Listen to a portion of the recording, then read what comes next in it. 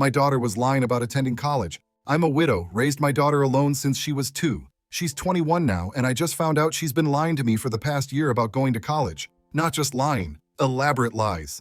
I'm talking fake grades, photoshopped screenshots, and full-on stories about professors, group projects, and whatnot. It started when I asked her about her final grades. She hesitated but told me she was still waiting for a couple professors to finalize things. Okay, fine. I believed her because, well, why wouldn't I? But then days passed. Weeks. I started pushing for her student login because I wanted to see for myself. She tried everything. Forgot the password, couldn't log in, locked out of the portal. Excuse after excuse. Finally, I said, "Give me the damn login or I'm calling the school." I think she realized there was no more dodging. She gave it to me, and what I saw, I can't even tell you how angry I got. Every single class withdrawn. Not just this semester, but last semester too. Not a single credit earned. I confronted her immediately. "What the hell is this, huh? You've been lying to me?" She started crying. Sobbed, actually. She swore up and down she was sorry, that she didn't mean to let it get this far. I didn't even know what to say to her. "You think this is a joke? You think I'm made of money?" I was yelling. "I don't even care. 2 semesters. Thousands of dollars gone." She said, "Mom, please, please, I'll explain. I was just overwhelmed. I was lazy. I didn't mean for it to turn into this." Lazy? Are you kidding me? I'm working myself into the ground to keep you in that school, and you're out here doing, what? Partying? Watching Netflix all day? She swore that wasn't it. "I was struggling, okay? I didn't know how to tell you. I thought I could fix it before you found out." Fix it? Fix it! 2 semesters of withdrawals doesn't just fix itself. I can't even look at her. I've pulled her out of school. That's it. I'm done. I'm not paying for another damn thing until she figures out what the hell she's doing with her life. I didn't sleep at all that night. I sat at the kitchen table staring at bills and tuition papers spread out like a crime scene. Thousands of dollars just gone. All that work, my overtime hours, the second job I picked up for a while when things were tight, every sacrifice I made for her, down the drain. And for what? So she could sit around lying to my face while I practically killed myself to keep her in that school? When I finally crawled into bed, the sun was already starting to come up. I could hear her moving around upstairs, opening and closing drawers. I didn't want to talk to her. What was I even supposed to say? I had already yelled everything I could think of. I just didn't want to look at her. Around lunchtime, I heard her coming down the stairs. She hovered in the kitchen doorway like she was waiting for me to say something. I didn't look up from the newspaper I wasn't even reading. She finally said, "I'm going to start packing my stuff." I snapped. "Packing for what?" She looked at me like I was stupid. "You said I'm not going back to school." "Yeah, you're not. But you're not leaving here either," I said. "You're not running away from this mess you made. Sit in it and figure it out." She looked like she was going to argue, but instead she sat down at the table across from me. We sat in silence for a good minute before she said, "I really am sorry, Mom." "Stop saying that," I shot back. "What do you think that fixes? You say sorry like it's a magic word, but you've been doing this for years." She didn't say anything. I slammed the newspaper onto the table. "Tell me something. How long did you think you could get away with this? 2 semesters? 3? Did you think I wouldn't find out?" "I didn't plan for it to happen like this," she mumbled. "Oh, you didn't plan. So what did you plan? You sat there and made fake grades and edited pictures? That's not something you do on accident. That's a plan." "I was embarrassed," she blurted. "Okay, I didn't want you to know I was messing up again. I knew you'd get mad. I knew you'd yell at me like this, so I thought I could fix it before you noticed." I laughed, an ugly, bitter laugh. "And did you? Did you fix it? Or did you just make it 10 times worse by lying to me for a whole year?" She looked down at her hands. I could see her twisting her fingers together. "I don't know what's wrong with me." "You're lazy," I said flatly. "That's what's wrong with you. You're lazy, and you don't take anything seriously because you know I'll always clean up the mess for you." "That's not true," she said quietly. "Isn't it? Who paid for school? Who pays for your apartment, your food? Who worked 2 jobs to give you this chance? Me. And what did you do with it? You threw it away twice." She didn't argue. I pushed back my chair and stood up. "Here's what's going to happen. You're not going back to school, not until you earn it. You're going to get a job, any job, and start contributing to this house. You want to sit around and do nothing? Fine. You can do it on your own dime. I'm done paying for everything while you waste time and lie to me." She looked up at me then, like she wanted to say something, but she didn't. I turned my back and started washing the dishes in the sink just so I wouldn't have to look at her anymore. Later that afternoon, I saw her heading out the front door with a crumpled stack of papers in her hand. I didn't ask where she was going. I didn't care. If she was finally going out to look for a job, then good. When she came back a couple of hours later, she slammed the front door harder than she needed to and stomped up to her room. I heard her muttering under her breath, something about how nobody's hiring. I shouted up the stairs, Yeah, well, you've got time to figure it out. I thought I was done being mad, but apparently not, because when I sat down at the kitchen table again and saw her empty college paperwork still spread out, it started all over again. I grabbed it all, every useless sheet of paper, withdrawal forms, enrollment records, loan statements, and shoved them into a drawer I could barely close. I don't even know why I kept it. I guess because throwing it out would feel like admitting the whole thing had been for nothing. Dinner that night was quiet. I didn't cook, just made myself a sandwich and left her to fend for herself. I could hear her moving around in the kitchen later, banging pots and slamming cabinet doors like she wanted me to know she was pissed off. I didn't care. Let her be mad. She's not the one working herself into an early grave just to have it all wasted. At some point that night, I heard her phone ringing from her room and she didn't pick up. Whoever it was called 3 more times. I don't know why, but it got under my skin. I marched up to her room, knocked once, and pushed the door open. She was sitting on the edge of her bed, staring at the floor. The ringing stopped. "Who keeps calling you?" I asked. "Does it matter?"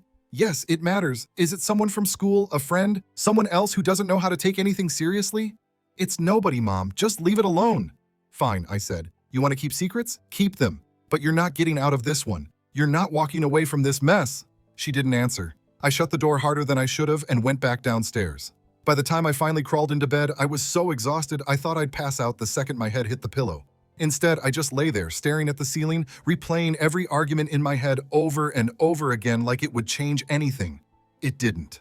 The house has been quiet for days now, too quiet. I can hear her moving around upstairs, but she doesn't come down much. I didn't care. She wanted space? Fine. I didn't want to see her either. I woke up early that morning and decided to clean. I pulled out a mop, bucket, and a pile of old rags I keep under the sink.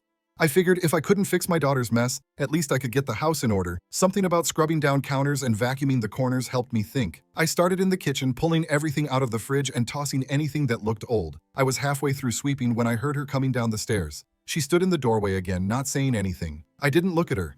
"You need something?" I asked. "I'm going out," she said. I glanced at her, broom still in my hand. "Where?" "Just out," she said. "To look for a job?" She shifted her weight and muttered, "Yeah." "Bring back some applications this time," I told her. "I don't want to hear that no one's hiring. I know for a fact they're always looking for help at the diner on 8th Street. "I know, Mom." "Then don't come back here empty-handed." She didn't say anything else. I went back to sweeping, and I heard the front door close behind her. The silence came back, and it hung over the whole house like a weight. I stood there for a moment staring at the broom, then tossed it against the wall and sank into one of the kitchen chairs. I don't know how long I sat there, but eventually I got up and finished cleaning. By late afternoon, she still wasn't back. I didn't call her. I didn't even check the clock.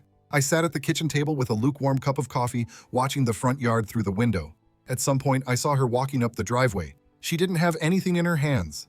When she walked in, I asked, "Any luck?" "No," she said. "No?" I scoffed. "Where did you even go?" "Everywhere," she said flatly.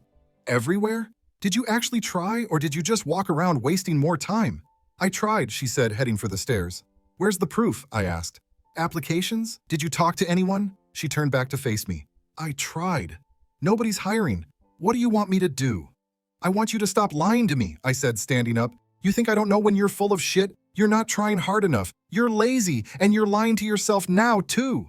"I'm not lying," she yelled back.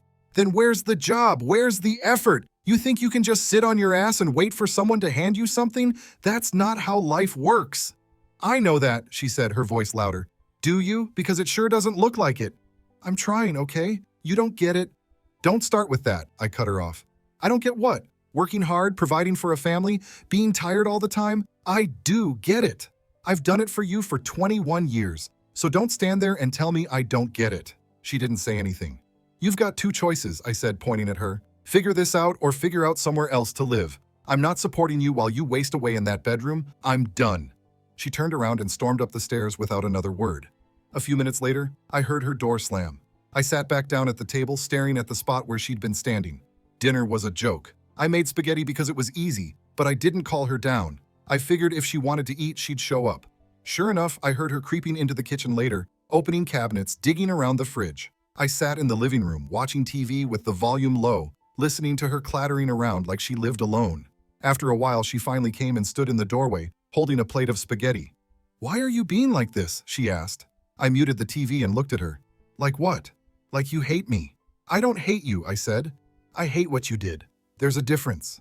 She sat down on the edge of the couch, staring at her plate. She didn't eat any of it. "Mom," she started. "I don't know why I keep messing up."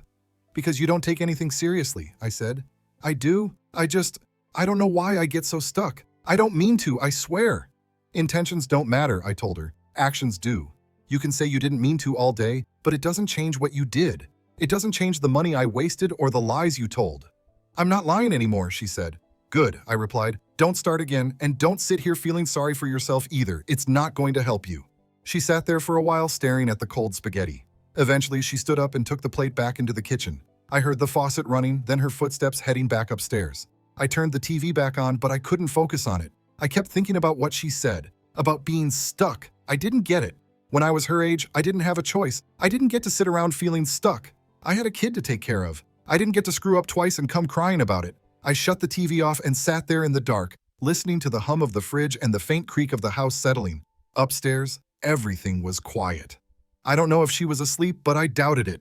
Tomorrow, I decided, I'd talk to her again. If she still hadn't found a job, I'd take her out myself, make her walk into places and ask for work.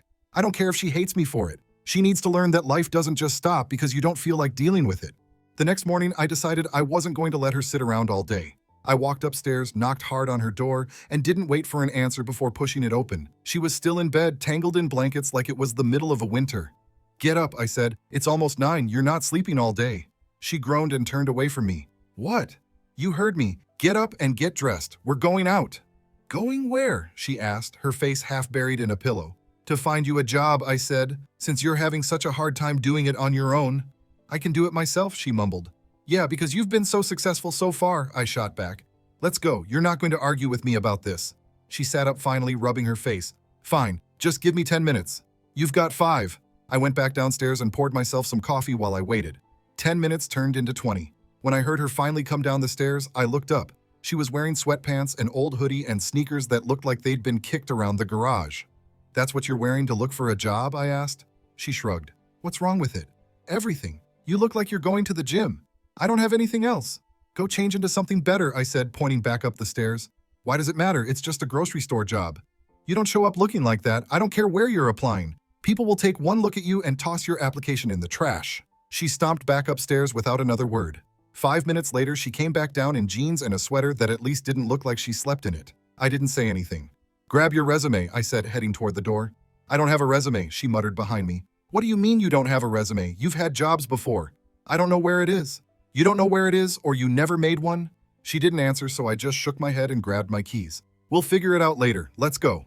We spent the next 3 hours driving all over town. I pulled into every place that had a help wanted sign in the window. Restaurants, gas stations, shops. Every time I told her to go inside, ask for a manager, and get an application. She grumbled the whole time, dragging her feet like I was forcing her into a firing squad. At the diner near 8th Street, I waited in the car while she went in. I watched through the window as she stood at the counter talking to someone in an apron. When she came back out, she was holding a piece of paper. They're hiring dishwashers, she said, sliding into the passenger seat. Good. Fill it out when we get home, I told her. We went to 3 more places after that. At the hardware store, I made her go back in twice because the first time she came out, she said they weren't hiring. But I didn't believe her. When she went back in, she came out with an application. They're only hiring part-time, she said, handing it to me like it was proof she'd done her job. Part-time's better than nothing, I replied. By the time we stopped at the grocery store, she looked like she was ready to quit. I parked the car and turned to her. Go in there, talk to someone, and don't come back out empty-handed. She sighed loudly but got out of the car. I watched her disappear through the automatic doors and sat there, drumming my fingers against the steering wheel. After 10 minutes, she came back holding another piece of paper. They said they'll call me for an interview, she said, getting back in. You made sure they have your number? Yes, Mom. Good, I said, starting the car. We're done for today. Tomorrow, you're going to start filling those out. When we got back home, I set the stack of applications down on the kitchen table. You're not putting this off, I told her. You're filling them out tonight, all of them. I know, she said, pulling a chair out. Make sure your handwriting's neat, I added. She glared at me. I'm not a kid, Mom. Could have fooled me, I said, walking out of the kitchen. I sat down in the living room and turned on the TV, but I could hear her scribbling away at the table. After about an hour, she called out, I'm done. I got up and walked over. She held up the stack of papers like she was proud of herself. I flipped through them, checking the handwriting. You didn't write your availability on this one, I said, pointing to the hardware store form. She groaned. Does it matter? Yes, it matters. You want them to think you don't care? Fill it out properly. She snatched the paper back and grabbed a pen. Fine. When she was done, I stacked them neatly and handed them back. Tomorrow, you're going to drop them off. No excuses. She nodded, shoving the papers into her backpack. Can I go now? Go where? To my room. Yeah, fine, I said, waving her off. She grabbed her bag and trudged up the stairs. I stood there for a second, staring at the empty kitchen table. I didn't know if I felt better or worse, but at least she had the damn applications. That was something. It's been 2 weeks since I made her fill out those applications. I haven't said much to her, and she hasn't said much to me either. She's been coming and going at odd hours, which I assume means she's been following up on the jobs. I didn't ask her. I didn't want to be the one dragging answers out of her every time. Yesterday afternoon, I heard her shoes clunking on the porch, so I looked out the window and saw her sitting on the steps, staring into the yard. She had an envelope in her hands. I opened the door and leaned against the frame. What's that? I asked. A paycheck, she said without looking up. I stepped out and crossed my arms. From where? The grocery store, she said, holding it up. They hired me last week. You didn't think to mention that? She shrugged. It's part-time. Didn't think it was a big deal. Well, it's a start, I said. I didn't want to admit I was a little surprised. When do you work next? Tomorrow, she said. Good. She sat there for a few more minutes before getting up and heading inside. She went straight to her room. I stayed outside staring at the spot she'd just been sitting. I didn't know what to think. I wanted to be happy she finally got a job, but something about it just didn't sit right. It was like she didn't care at all. This morning, I heard her getting ready for work before I even got out of bed. She was banging around in the bathroom, running water, slamming cabinet doors. I got up and went to the kitchen to make coffee. 10 minutes later, she came down the stairs dressed in black pants and a polo shirt that I assumed the grocery store gave her. You need a ride? I asked. No, I'll walk, she said, grabbing a water bottle off the counter. It's a 20-minute walk, I pointed out. I don't care, she said, heading for the door. I didn't argue. I watched through the window as she walked down the driveway and turned onto the sidewalk, backpack slung over her shoulder. I sat down at the table with my coffee and stared at the wall. An hour later, I realized I didn't know when she'd be done. She didn't tell me. I didn't ask. I thought about it while I cleaned up the house. I wasn't used to her being gone all day. I caught myself glancing at the clock more than once, wondering how much longer her shift would be. By the time 5 o'clock rolled around, I heard the front door open. She walked in, dropped her bag in the hallway, and kicked off her shoes. I looked up from the newspaper I wasn't reading. How'd it go? I asked. Fine, she said, heading to the kitchen. Fine, I repeated. What does that mean? It means it was fine, she said, digging through the fridge. Did they train you? What did they have you doing? Stocking shelves, she said flatly, and cleaning. That's not so bad, I said. At least it's work. She didn't answer. She pulled out a leftover container, grabbed a fork, and went straight upstairs without saying another word. I sat there listening to her footsteps fade. Later that evening, I knocked on her door. She opened it a crack, looking at me like she was waiting for me to yell at her. I handed her a piece of paper. What's this? She asked. Your share of the groceries, I said. Since you're working now, you can start helping out around here. She frowned at it. You're making me pay rent? It's not rent, I said. It's groceries. I'm still feeding you, aren't I? Fine, she said, taking the paper and closing the door again. I stood there for a second, then went back downstairs. I didn't feel bad about it. She needed to start taking responsibility for herself. If she was grown enough to lie to me and waste my money, she was grown enough to contribute to the house she was living in for free. The next day, she was gone again for her shift. I noticed she left her room door open, so I peeked in. It was a disaster. Clothes everywhere. Half-empty water bottles on the desk, crumpled papers on the floor. I went over to her backpack and saw the envelope from her paycheck sticking out. She hadn't even opened it yet. When she came home that afternoon, I was waiting at the kitchen table. Why haven't you cashed your check yet? I asked as she walked in. She dropped her bag by the door. I will. When? You're not just going to let it sit there, are you? I said I'll do it, she said, opening the fridge again. Tomorrow, I told her. You're going to the bank and cashing it. Don't let it sit there like it's nothing. Okay, she said, pulling out a soda can. And don't forget about the grocery money, I added. She didn't say anything. She grabbed her bag, went upstairs, and slammed her door. That night, I sat in the living room with the TV on, but I wasn't watching it. I kept thinking about her paycheck sitting there unopened. I couldn't figure her out. She was finally working, finally earning her own money, and it was like she didn't care at all. When she came back downstairs later to grab something, I said, "You need to start taking this seriously." "I am," she shot back. "No, you're not. You're treating this like it's temporary, like it doesn't matter." "I'm working, aren't I?" she said. "Barely," I replied. "Part-time at a grocery store isn't enough. You need to think about what comes next. You're not going to do this forever." "Can I just live for a second, Mom?" she snapped. "Can you stop breathing down my neck for 5 minutes?" I pointed at her. "The only reason I'm on you is because you've proven I can't trust you to do this on your own. The moment you start acting like an adult, I'll stop treating you like a kid." She shook her head and walked out of the room. I sat there staring at the spot where she'd been standing. I didn't chase after her. I'd said what I needed to say. Tomorrow, I'd make her cash the damn check. After that, she could decide what kind of life she wanted. I'd done enough hand-holding. It was on her now. Top commenters. Commenter 1. Honestly, OP, you're doing the right thing. Let her work and figure herself out. She needs to learn consequences. OP's reply. Thank you. I feel like the bad guy, but I can't keep throwing money at this. Commenter 2. The fake screenshots are wild. That's not lazy. That's manipulative as hell. OP's reply. Yeah, that's what gets me the most. It was all so deliberate. I don't even know who taught her to lie like that. Commenter 3. She might need more help than you realize. This isn't normal behavior. OP's reply. I've tried to help her before. At this point, I don't know what else I can do. Commenter 4. 2 semesters? Thousands of dollars? Nope. You're right to stop paying. OP's reply. It's not even about the money anymore. It's about the line. I can't take it. Commenter 5. OP, don't be too hard on yourself. She made these choices. You're just holding her accountable. OP's reply. I needed to hear that. Thank you. Thanks for watching. If you liked the story, hit subscribe. See you in the next one.